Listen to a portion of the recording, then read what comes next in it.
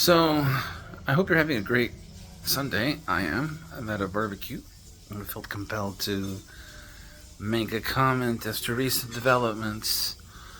Um, I just wanted to point something out that I think is kind of funny, which is that a lot of people are sort of commenting about Harris's new candidacy because she's the new candidate, presumptively.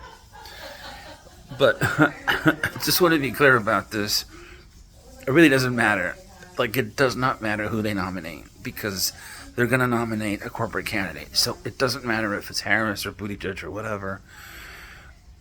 Who has a better chance of winning might be relevant, but in terms of progress, not really relevant.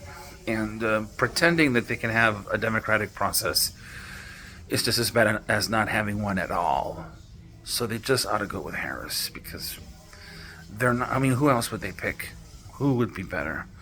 The answer is they're all monsters, and they're incapable of nominating somebody who's a non-corporate candidate. So might as well go with her.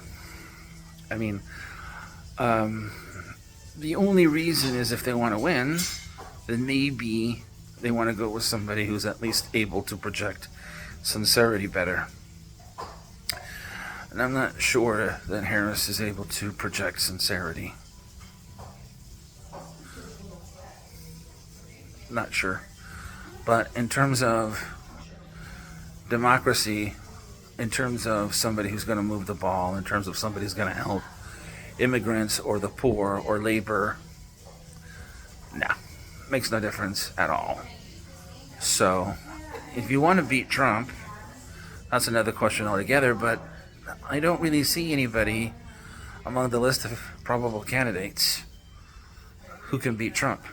Who's guaranteed to beat Trump anyway. So, anyway, leave a comment. Sub if you haven't. Thanks. Bye.